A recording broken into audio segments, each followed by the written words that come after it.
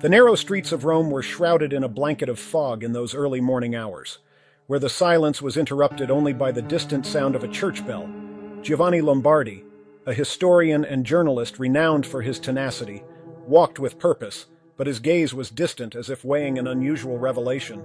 Giovanni's life has always revolved around stories that were beyond the reach of most. He had spent decades unearthing secrets, but the latest clue he followed promised something more disturbing than any other mystery he had been involved in. Among the yellowed files and forgotten libraries, a box of documents had mysteriously appeared on his desk. No sender and with an unmistakable wax seal. The emblem of the Vatican. Each sheet of that package seemed to silently scream a dark, forbidden story. As Giovanni unfolded the pages, his expression changed from curiosity to concern. What he was about to discover could change not only his life, but the world's understanding of the power of the Catholic Church. The documents revealed a deep and disturbing enigma, shrouded in mysteries that defied reason. In a handwritten note, one sentence stood out. "The truth is a sharp blade, and what is hidden is about to be revealed." Giovanni felt a growing pressure in his chest, as if the truth was struggling to escape the bonds of secrecy. With a mix of excitement and fear, Giovanni knew he had crossed a threshold.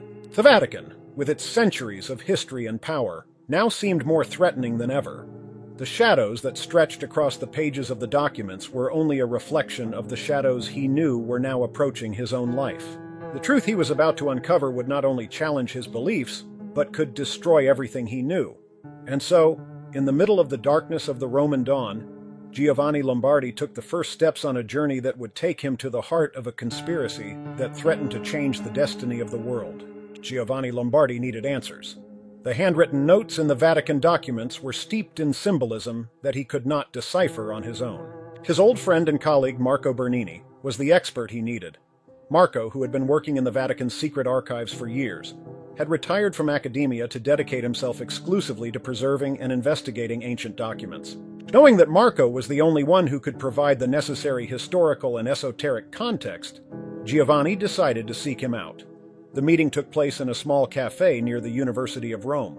Marco was a man of average height, with gray hair and an expression that reflected the weight of many secrets. The cafe was almost empty on that rainy morning, and the drops running down the window created a melancholic scene that seemed to match the mood of the two men. Giovanni, anxious, handed Marco a copy of the documents. Marco examined them with the same meticulous attention he had devoted to documents and manuscripts throughout his career. His face went from suppressed curiosity to visible discomfort. When he looked up, there was an unsettling glow in them. "Giovanni, what you found here is more than just a secret," Marco began, his voice low and shaking. "These documents are related to a part of history that the Vatican has always kept hidden. They talk about a network of manipulation that goes far beyond politics. It's about control of the mind and soul." Giovanni felt a chill down his spine. "What exactly are you saying?" Marco hesitated before answering. During the 30 Years' War, the Vatican was involved in something that official historical records never mention. These documents suggest that the Church not only manipulated political events, but also used esoteric rituals to exert control over the masses. The Vatican has a deep interest in keeping these secrets safe. The revelation left Giovanni in a state of shock. Marco continued, now more confident. These rituals were more than just symbolic. They involve practices that go against everything we believe about morality and power. If what is here is true, you are dealing with something much more dangerous than you imagined. As Marco handed the documents back to Giovanni, a tense silence hung between them. The cafe, with its welcoming atmosphere, suddenly felt suffocating. Giovanni knew that what he had started was not just an academic investigation. I was plunging into an abyss of secrets that could have unpredictable consequences for everyone involved. The 30 Years' War, one of the most devastating conflicts in European history, had left deep scars on the continent's political and religious landscape. The conflict, which stretched from 1618 to 1648, involved a complex web of alliances and enemies, reflecting the intense divisions between Catholics and Protestants. However, what many did not know was that this period of war was intertwined with a much darker plot than official historical accounts suggested. For Giovanni Lombardi, the 30 Years' War was not just a battlefield between religious factions, but a setting where the power and influence of the Catholic Church manifested itself in subtle and disturbing ways. According to the documents he had received, the war was not just a dispute over territories and beliefs, but a stage for an elaborate scheme of manipulation that transcended the limits of conventional politics. The documents revealed that the Vatican, in addition to its direct involvement in European politics, was practicing secret control through esoteric rituals. While the armies faced each other on the battlefields, church leaders were involved in occult ceremonies that sought to influence the course of the war in favor of papal interests.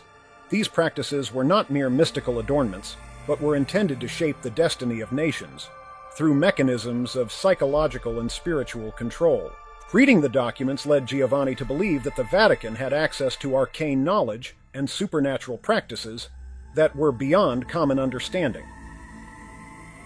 During the war, while Europe was devastated, the Church was using this knowledge to guarantee its supremacy and control the destiny of the people.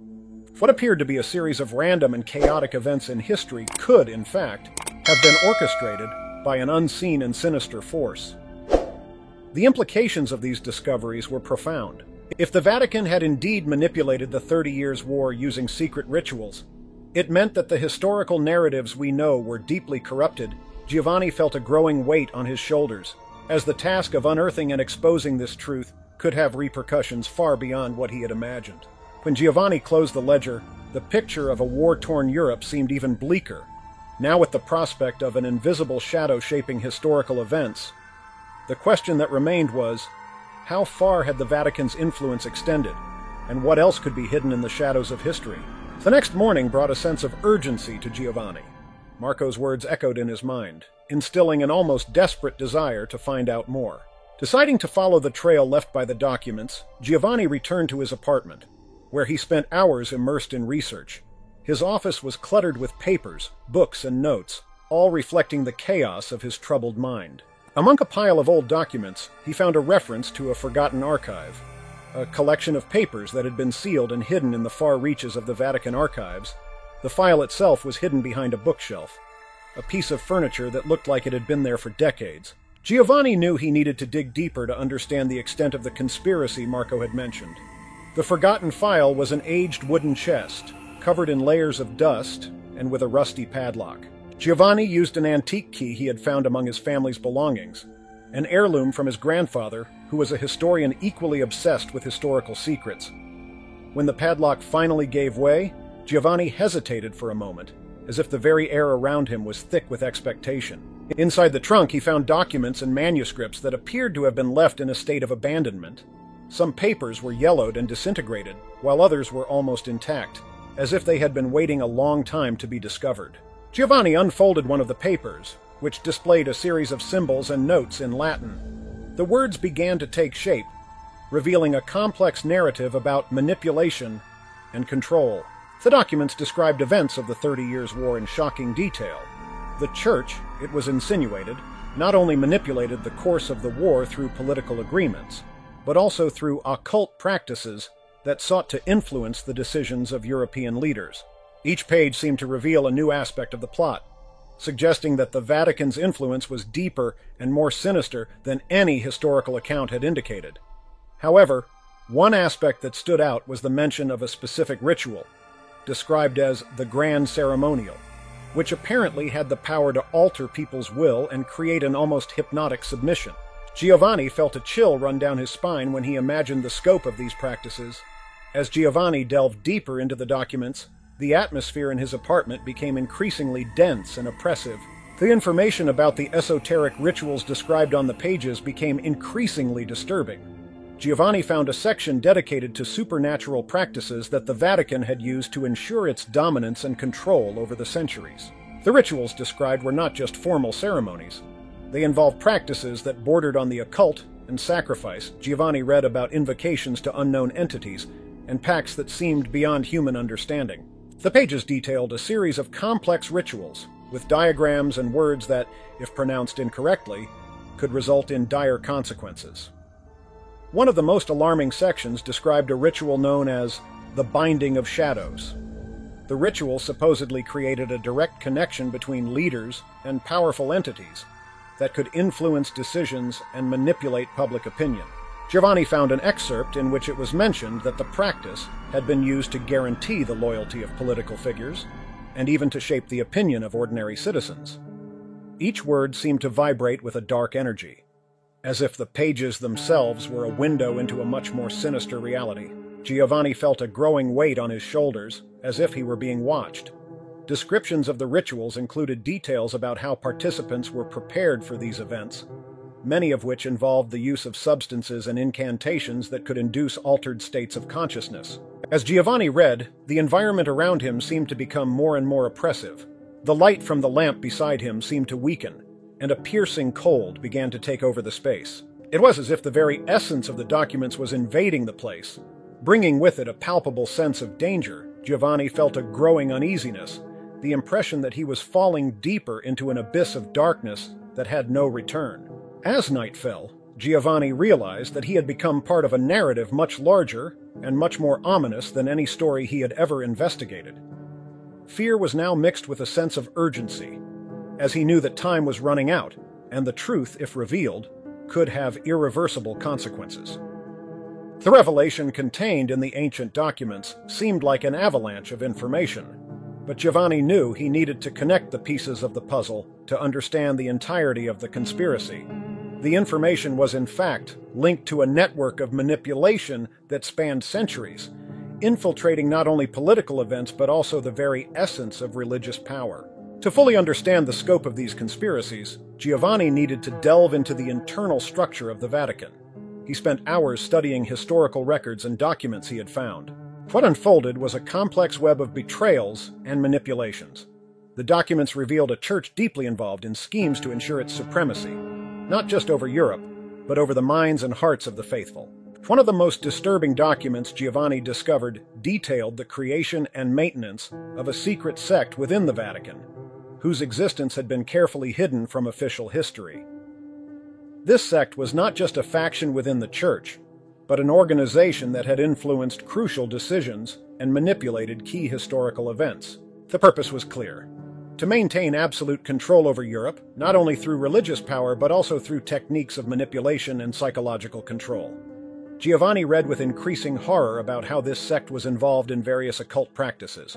They used elaborate rituals to invoke supernatural entities that, according to documents, were capable of influencing people's will and altering their perception of reality.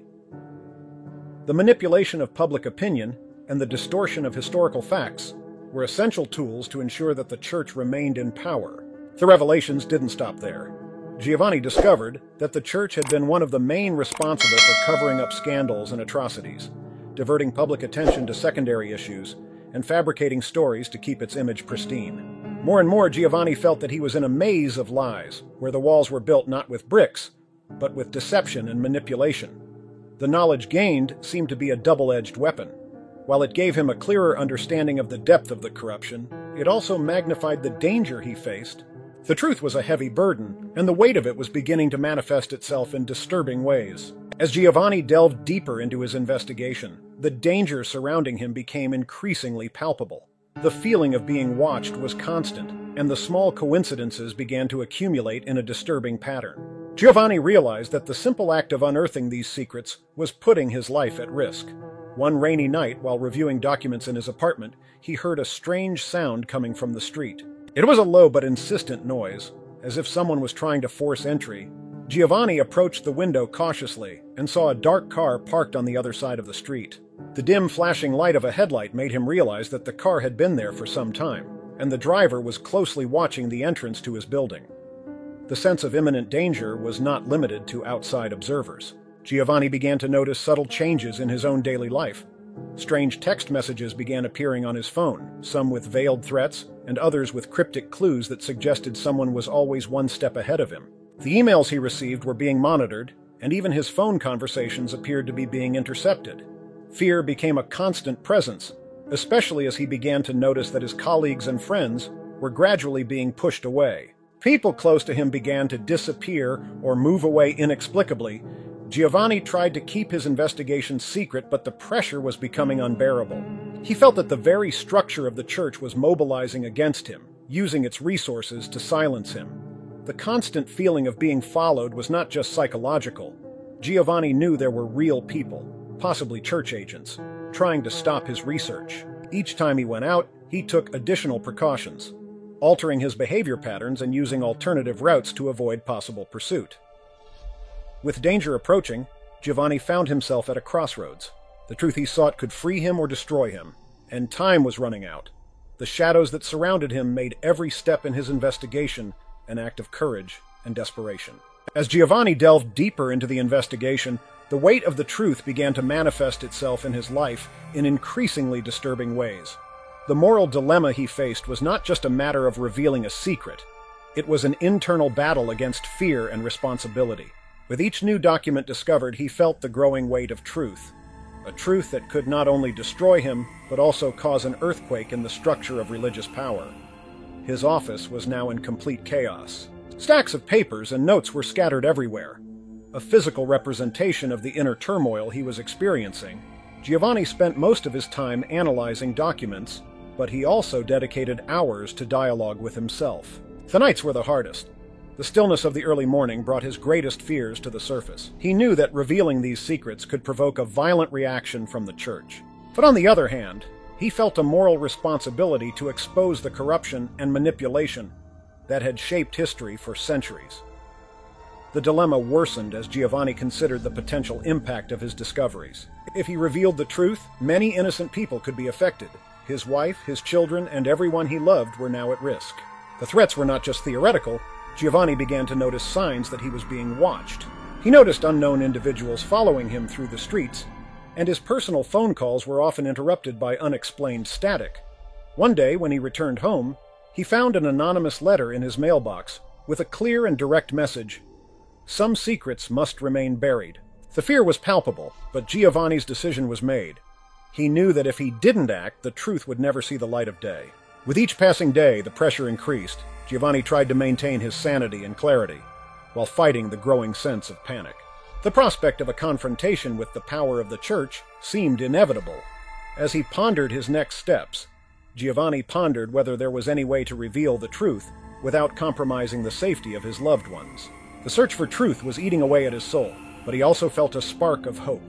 Maybe, just maybe, there was a way to balance justice with security, a way to expose corruption without sacrificing everything he held dear. The documents Giovanni found were increasingly detailed and disturbing.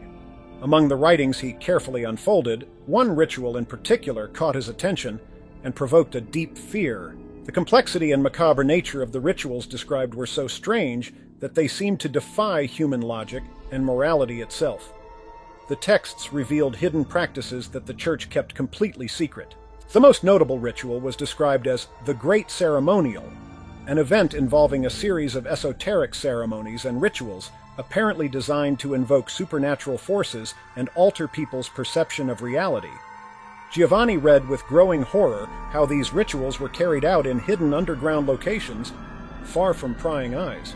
According to the documents, these rituals were not just symbolic, but had a much more sinister purpose. The grand ceremonial involved ritual sacrifices and invocations of entities that promised to give the cleric powers over the minds and souls of individuals. The practice was designed to ensure that church leaders could manipulate the faithful, shaping their beliefs and decisions to align with the church's interests. The ritual was complex, involving a series of meticulous and symbolic steps.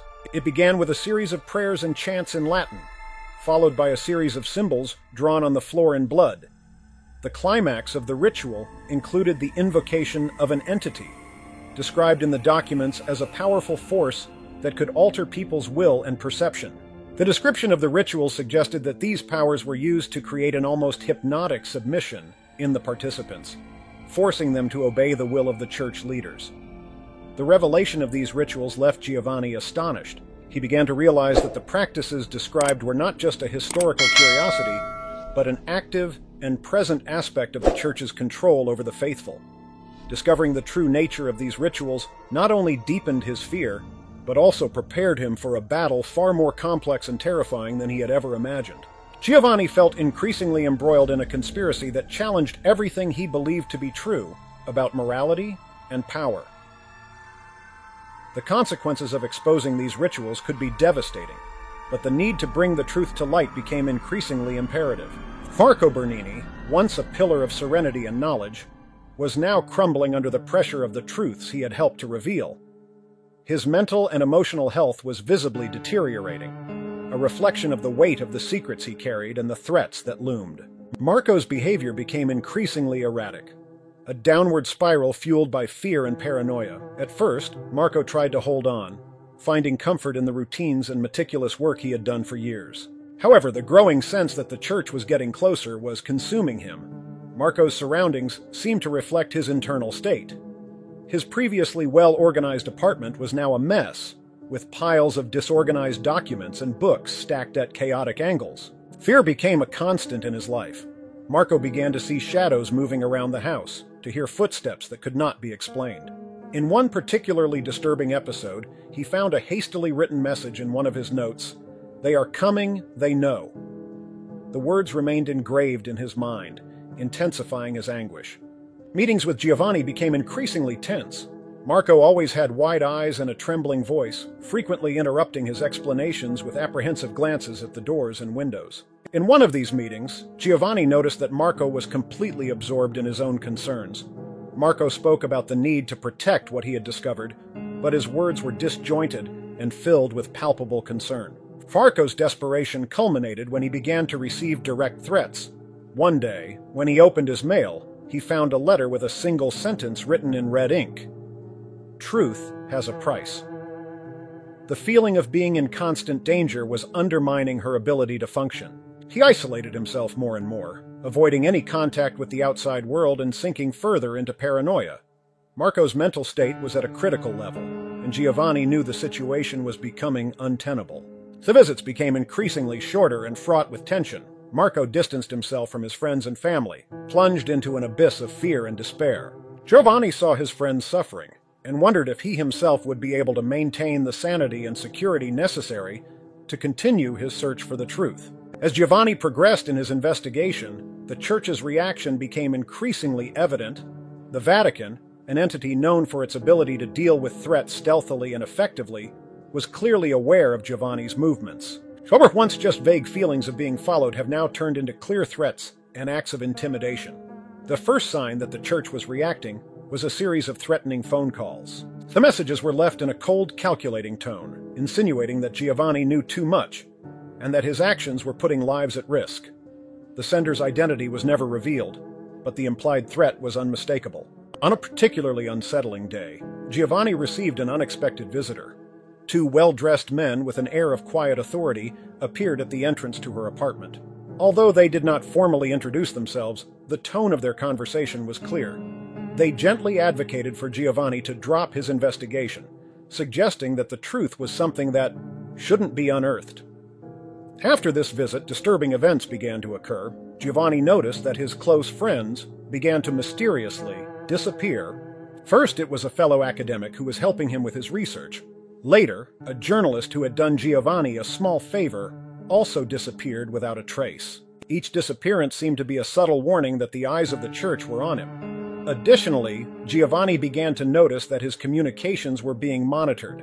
Important phone calls were interrupted by static, and email messages were accessed without explanation.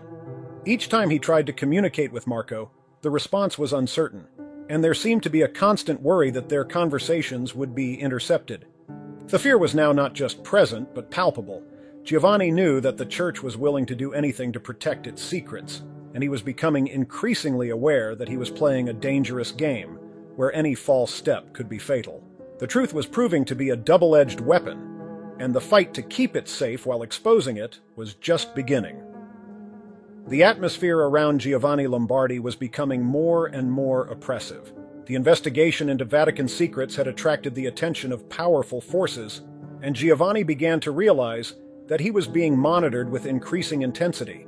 He could no longer ignore the signs, furtive glances, discreet footsteps that followed him through the streets, and a constant feeling of being watched. His first indication that the Church was aware of his investigation came in the form of an anonymous phone call. The voice on the other end was deep and emotionless, and the words were clear. "You are approaching a line you shouldn't cross. What you are doing is dangerous to you and those you love." The phone call ended abruptly, and Giovanni felt a chill run down his spine. The threats were not limited to words. Giovanni began to receive unexpected and mysterious visitors. One day, when he left work, he found a note hidden under the car wiper. The note was empty except for a strange symbol, the same one I had found on one of the old documents. This put him on high alert. The feeling of vulnerability was constant, and the pressure was starting to affect her psychological state. The situation worsened when some of his closest friends began to mysteriously disappear. Initially, Giovanni thought it was a coincidence, but he soon noticed a disturbing pattern. One of his research colleagues, who had also shown interest in the documents, disappeared without a trace. The authorities seemed reluctant to investigate further, and Giovanni couldn't help but think that the church was behind these events. As the pressure mounted, Giovanni also faced the challenge of protecting his family. His wife and children were beginning to realize that something was wrong, and Giovanni was struggling to maintain a semblance of normalcy. He was forced to take drastic measures to ensure the safety of his loved ones, including temporarily moving his family to a safe location. The environment around Giovanni was increasingly tense and threatening. He began to isolate himself even more, keeping his head down and avoiding public places where he might be recognized. Fear was becoming a constant presence, and the feeling that the church was ready to take drastic measures to protect its secrets was stronger than ever. As Giovanni tried to deal with the growing threat to his safety, he knew he couldn't stop his investigation. The most shocking revelation in the documents he had found involved an occult ritual, described in disturbing and terrifying detail. The documents spoke of a secret ceremony known as the Great Ceremonial, a rite of black magic that, according to descriptions, had the power to alter people's will and manipulate reality. The description of the ritual was extremely complex and involved the invocation of supernatural entities. The documents detailed the use of ancient symbols and magical formulas, many of which were unknown to even the most experienced scholars. The ritual required meticulous preparation and involved sacrifices that went beyond the imaginable. Giovanni discovered that the ritual was carried out in a secret chamber beneath St. Peter's Basilica. The existence of this chamber was known only to a very restricted circle within the church, and its location remained a mystery to most. The chamber was described as a place of great power, where high priests performed ceremonies designed to ensure the obedience and submission of the faithful. The documents contained vivid descriptions of the ritual's effects. The idea that the church was willing to use black magic practices to control the population and manipulate historical events shocked Giovanni deeply.